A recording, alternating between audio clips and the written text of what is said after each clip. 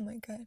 It's so late. So I did this challenge in which I wouldn't listen to music for a year or even more than a year. And I do listen to music, it's just that I don't play it myself. Only when I really need the emotional boost in like a specific type of emotion or yeah, basically this was kind of forced to me because I didn't get Spotify Premium because I used to have an Android last year and so I wasn't paying for Spotify. And I got an iPhone like 1 year ago. And after that I couldn't install random applications for free, so now I'm kind of stuck with ads on YouTube if I want to listen to music on my phone. Yeah.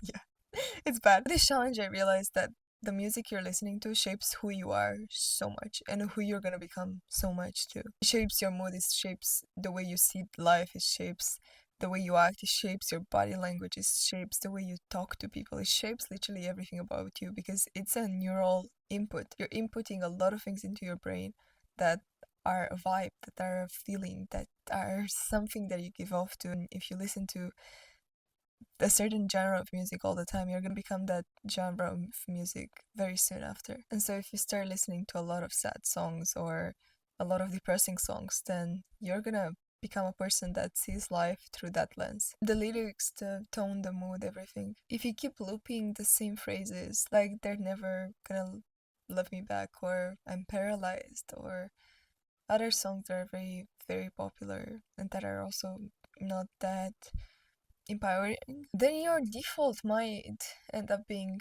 those songs too, and what they say and what kind of things they share to the world. And yeah, you're probably gonna become this melancholic, slightly depressed kind of mood all the time because you're not really listening to sadness. You're kind of rehearsing the sadness in your brain, and because you're inputting so much of it, then your brain is gonna act like it's a normal thing and that you need that sadness in a life to survive. And sadness is very beautiful, like it's a very beautiful emotion to experience, and especially if you're experiencing it through something in your life right now, you should definitely stay into that emotion and understand it and fully feel it fully and cry if you want to cry, scream if you want to scream. You can even listen to sad music in those moments, but it shouldn't last that long and you should really let yourself fully experience the emotion, and especially without any input in it. Like if you really want to have a crisis and literally leave everything on the floor and then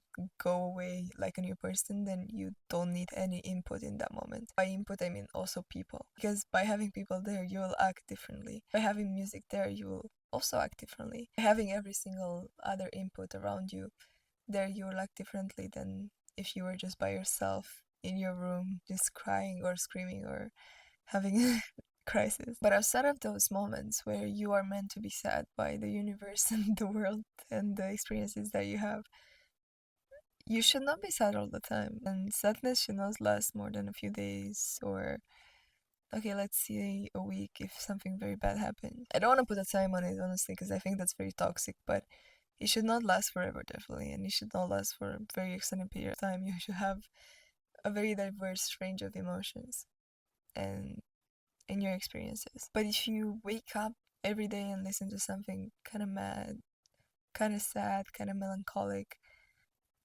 or you go to sleep and you listen to those things, or you do something and you listen to those things, it's gonna mess up with your brain badly and you're gonna become that person because melancholy and sadness will become your normal, and that feeling that the song puts you in is also gonna become normal, which is not, at least not to feel every day. The music you listen to is the energy you give off to people and the energy you have with yourself too. And I've been literally experiencing this to like a super high extent. Like I was listening to very confident music and very like, I don't know, sassy, very Tate McRae kind of things yesterday and today, this morning, and I literally left the house I was in. I was at a friend's house and we were listening to these songs over and over again. I left her house. I was going into the metro. I felt like the most confident person alive, and I was seeing like the colors in Ted McRae's like videos, music videos, and I was thinking that I'm in, I don't know, some super cool world and I'm like the main character. And I also use that a lot in interviews and in other places, just so I get myself into the mood and the habits and the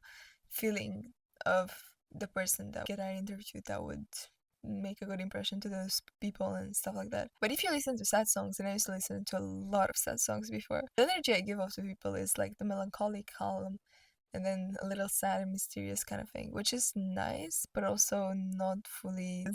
It's not good for you, and it's not good for the people either, because they will probably not trust you as much, and they will feel like you're always sad all the time and you're basically not confident, or you're basically not that fun. You don't have to be happy all the time and listen to happy music all the time. You need diversity, as it's very good to have diversity in your daily like emotions and experiences. It's very good to have diversity in your music too. So not listening to a single genre, listening to a lot of different ones and getting yourself in different moods for different experiences that you might have. And also you stop experiencing music in a way if you constantly repeat the same things in the same genre, because it's just not new for you anymore and you just memorize it. So it doesn't hit like the first time or the first few times. Whereas if you would search for other songs in other genres. This is not the case with sad music either. I think sad music is just something that people modernized a lot and like it's very popular, but it's very detrimental. Like for example, rap. If you listen to rap all the time,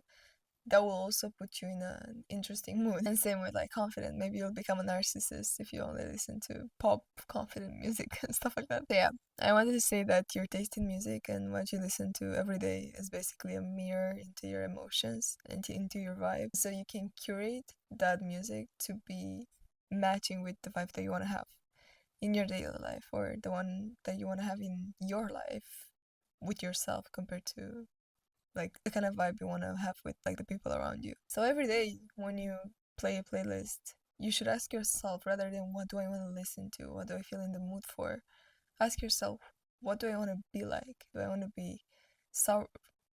Do I want to be pitiful? Do I want to be sad? Do I want to be melancholic? Do I want to be mysterious? Or do I want to be confident and powerful and smiling and very social? Hope this was helpful. Hope you enjoyed this video. And if you want to watch more videos on psychology and my lessons that I learned while traveling the world, then you should watch this playlist. Love you guys. Have the best day of your life. Kisses. Bye bye.